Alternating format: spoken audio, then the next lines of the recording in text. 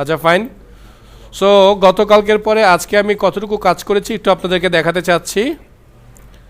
শুধুমাত্র আমাদের save user ফর্মের মধ্যে এসে যে কাজটা করেছি সেখানে হচ্ছে আমাদের ইউআরএলটা গতকালকে আমরা ভুল দিয়েছিলাম। আমরা এখানে ভুল করে একটু তাড়াহুড়া করে এই ইউআরএলটা দিয়ে ফেলেছিলাম সেভ ফর্ম, যেটা দিয়ে আসলে আমাদের ফর্মটা আমাদের কাছে আসার কথা ছিল, কিন্তু আসলে দরকার ছিল আমাদের এই পোস্ট মেথডটা, মানে এই মেথডটা, তাই না? তাহলে আমরা এই ইউআরএলটা দিলাম। ওকে, আচ্ছা এখানে রিকোয়েস্ট ম্যাপিং দিয়েছি, কালকে সম্ভবত পোস্ট ম্যাপিং দিয়েছিলাম। সো আজকেও পোস্ট ম্যাপিং দেওয়া যায়, কোনো সমস্যা নাই। আমি আসলে চেঞ্জ করেছি তো অনেকগুলো জিনিস, এই জন্য। সো ওখানে যদি পোস্ট ম্যাপিং দেন এখানে এটা দেওয়ার দরকার নেই। ওকে, সো এই এতটুকু চেঞ্জে আজকে মানে কালকে থেকে আজকে পর্যন্ত করা হয়েছে। সো আমি প্রোগ্রামটাকে একবার রিরান করব।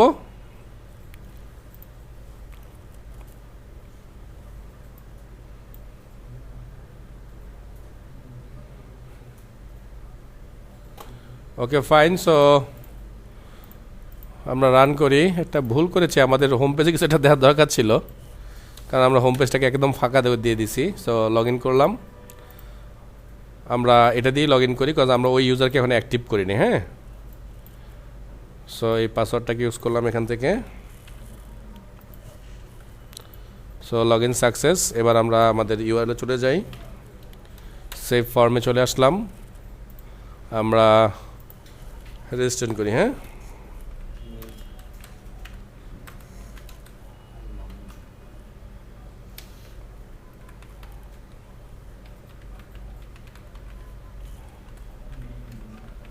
এটাই তো মনে হয় নাকি? 1 2 3 4 দিলাম।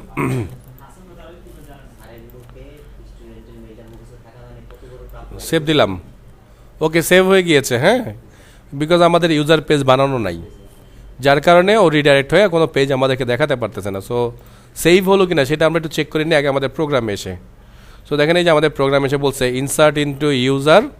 সো ইউজারের মধ্যে একটা ঘটনা ঘটাই দিচ্ছে, আর একটা ঘটনা ঘটাইছে করতে হয়, দেখেন ইনসার্ট ইনটু ইউজার রোল, কারণ আমরা বলেছি ইউজার যখন সেভ হবে সাথে সাথে তার রোলও সেভ হয়ে যাবে। তাহলে এই ইউজারের জন্য রোলও সেভ হয়ে গেছে। ওকে, তাহলে আমরা এবার একটু ডাটাবেজে যাই, দেখি যে আসলে কী ঘটনা ঘটলো। হ্যাঁ, সো আমরা ডাটাবেজটাকে রিফ্রেশ করতেছি।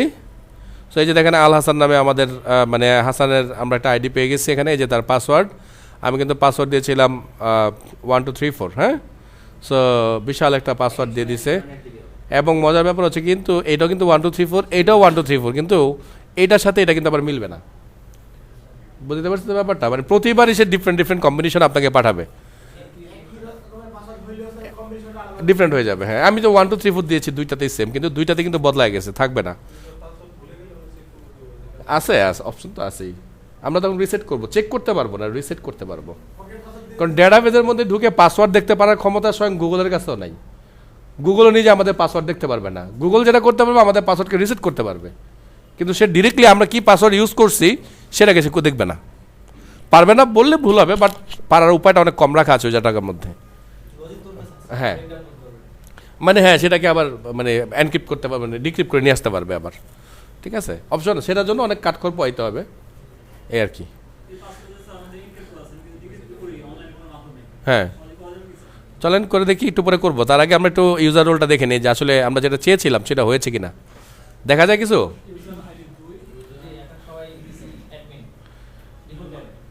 অ্যাডমিন না নাকি অ্যাডমিন দিয়েছিলাম আমরা? আচ্ছা ইউজার রোলটা একটু চেক করে নিই, শুধু রোলটা, তাহলে দেখে বুঝে ফেলবো। হ্যাঁ, একে আমরা অ্যাডমিন, সবাইকে আমরা অ্যাডমিন দিয়েছিলাম, তাহলে এ তো গুড।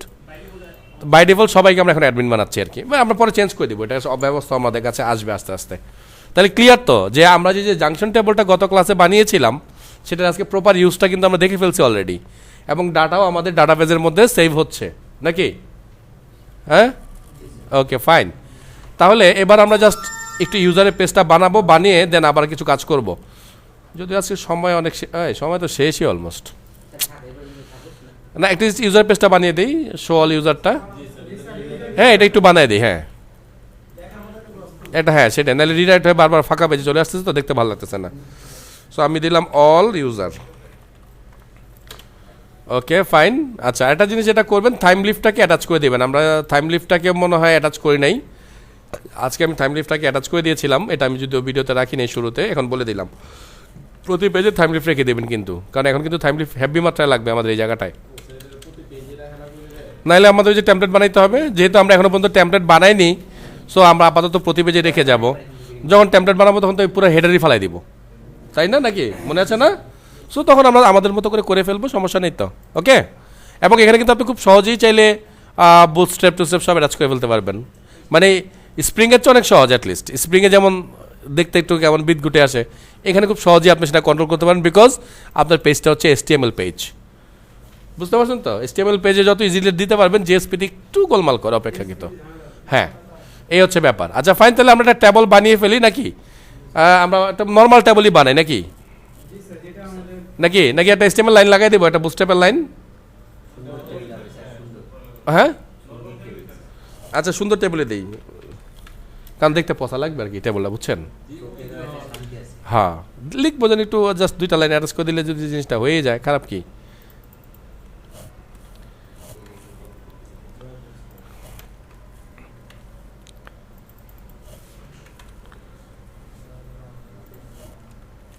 স্ক্রিপ্টটা না নিলেও হতো, আমরা স্ক্রিপ্টে তেমন কাজ করতেছিলাম না, তারপর দিয়ে রাখলাম। হ্যাঁ, আচ্ছা তাহলে আমরা এবার একটা ডিভ দিয়ে দিলাম। হ্যাঁ, ডিভ একটা ক্লাস দিয়ে দিলাম, ক্লাস কন্টেনার দিয়ে দিলাম। ওকে, আর এখানে আমরা দিচ্ছি তাহলে ট্যাবল, তাই কি? আরে কি, সরি,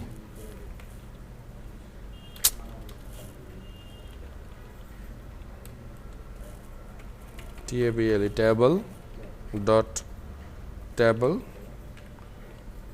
ডট ট্যাবল মাইনাস স্টাইপড। ঠিক আছে না? এরকম না মনে হয়? আচ্ছা তাহলে আমাদের কি লাগবে? একটা টি হেড লাগবে না? টি হেড, তাহলে TR লাগবে নাকি? তাহলে THও লাগবে। কটা লাগবে? অ্যাটলিস্ট 6-7টা লাগবে তো নাকি? সরি, বুঝে আমি ভুল জায়গায় পেস করছি, বুঝে। এত দামি জিনিস এটা যদি না বুঝে হবে? আচ্ছা, আইডি রাখলাম, নেম রাখলাম, ইমেল রাখলাম, জেন্ডার রাখলাম। পাসওয়ার্ড জীবনে টেবলে রাখবো না, জেন্ডার আর কি সেল নাম্বার। হ্যাঁ, সেল নাম্বারটা আমরা রাখতে পারি। আর কিছু আছে ওখানে? হ্যাঁ, আপাতত এইটাই থাকুক। হ্যাঁ, অ্যাকশন ডিওবি তো, আচ্ছা আমরা যেহেতু আপাতত ডিওবিটা সেভ করতেছি না, ইমেজটা নিয়ে পরে কাজ করবো। ইমেজ যেন কাজই করিনি স্যার, এখন ইমেজ দিব না, বহুত কাজ আছে ইমেজে, একটা দিন লাগবে পুরা। ওকে, আচ্ছা TR একটা শেষ নাকি? সরি, টি হেড শেষ, টি হেড শেষ। এবার আমরা টি বডি বানাবো না? সো টি বডি আমরা যদি এটা না দিতাম তাহলেও কিন্তু হতো, বাট এটা একটা সৌন্দর্য এবং প্রোগ্রামের সাথে ভালো কাজ করে, তো আপনি অবশ্যই ভালো জিনিসটাই সবসময় করবেন। তাহলে এবার আমাদের কী করতে জানি করতে হবে? TH কি লিখবো? ইচ না ফর ইচ?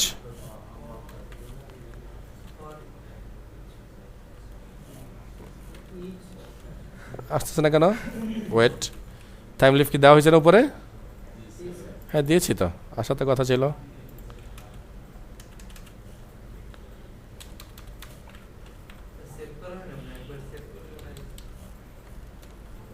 করলাম সেভ। TH কোলন, আচ্ছা সরি, এটা বড় ভুল ছিল আমাদের, আগে TR, হ্যাঁ তারপরে আমরা লিখবো TH। এই যে চলে আসছে ইচ লুপ, তাই না? এই যে ইচ। তাহলে কি জানি লিখতে হবে? এটা ভ্যারিয়েবল লাগবে আমাদের, তাই না? তাহলে আমরা লিখছি ইউজার লিস্ট, না sorry, user colon, sorry colon হবে না, কি জানো? TH টেক্সট নাকি? TH টেক্সট, এই তো। দেন সেকেন্ড ব্র্যাকেট $, ইউজার মানে আমাদের ওই যে ভ্যারিয়েবলটা, ইউজার ডট আইডি। আচ্ছা একটু ভুল করলাম না? তাহলে এগুলো ফেলে দিই, একটা জাস্ট রাখলাম, 1 2 3 4, কারণ এই জায়গাটা চেঞ্জ করলে আমার হয়ে যাচ্ছে, আমি অত বড় জায়গা নিয়ে মারামারি না করি। কন্ট্রোল ডি, নেমের পরে কি ছিল আমাদের?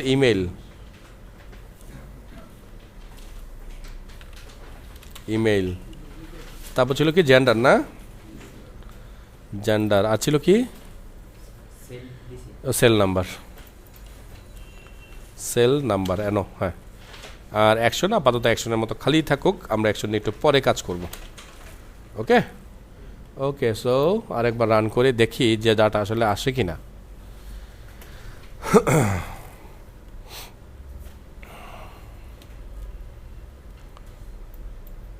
পাসওয়ার্ডটা নিয়ে নিলাম, অবশ্য পাসওয়ার্ড নাও লাগতে পারে যেহেতু অলরেডি রান করা আছে। ওকে, সো রিফ্রেশ, ফাইন, চলে এসেছে। হ্যাঁ, যেটা তো খালি স্যার, এই জন্য ডাটা নাই। হ্যাঁ, আর অ্যাকশন আমরা এখনও দেইনি, সো অ্যাকশনটা এই জন্য খালি এসেছে।